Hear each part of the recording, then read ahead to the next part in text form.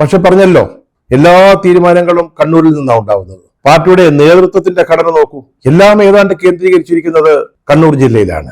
കണ്ണൂർ ജില്ലയ്ക്ക് പുറത്തുള്ള പാർട്ടിക്കാർക്ക് കിട്ടുന്നത് മേശപ്പുറത്തുനിന്ന് വീഴുന്ന അപ്പകഷ്ണങ്ങൾ മാത്രമാണ്. മിച്ചം വരുന്ന എന്തെങ്കിലും പദവികള്, അധികാരങ്ങള്, സ്ഥാനങ്ങള് പാർട്ടി എപ്പോഴും കണ്ണൂർ ജില്ലയുടെ കൈവശമായിരിക്കും. മുഖ്യമന്ത്രിയുടെ ഓഫീസ് ശ്രദ്ധിക്കുക, അത് കണ്ണൂർ ജില്ലയുടെ കൈപ്പിടിയിലാണ്.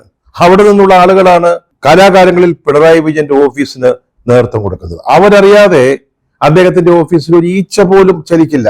അങ്ങനെയുള്ള കണ്ണൂർ ജില്ലയിൽ നേരത്തെ കുഞ്ഞികൃഷ്ണൻ ഒരു വലിയ കലാപക്കൊടി ഉയർത്തി, അതൊരു കൊടുങ്കാറ്റായിട്ട് ജില്ലയിലെങ്ങും വീശിയതാ. അദ്ദേഹം വളരെ വൈകാരികമായ ഒരു പ്രശ്നമാണ് ഉന്നയിച്ചത്. പയ്യന്നൂരിലെ MLA മധുസൂദനൻ, അദ്ദേഹത്തിന്റെ നേതൃത്വത്തിൽ രക്തസാക്ഷി ഫണ്ട് ഏതാണ്ട് 1 കോടി രൂപയോളം വെട്ടിച്ചു പൊട്ടടിച്ചു എന്നാണ് നമ്മുടെ കുഞ്ഞികൃഷ്ണൻ പറഞ്ഞത്. അദ്ദേഹം വെല്ലുവിളിച്ചു യഥാർത്ഥ കണക്കുകൾ ഹാജരാക്കാൻ. കാരണം അദ്ദേഹത്തിന് അറിയാം കണക്കിലെ കള്ളക്കളികൾ. കാരണം അത് ഓഡിറ്റ് ചെയ്തത് ഈ കുഞ്ഞികൃഷ്ണനായിരുന്നു.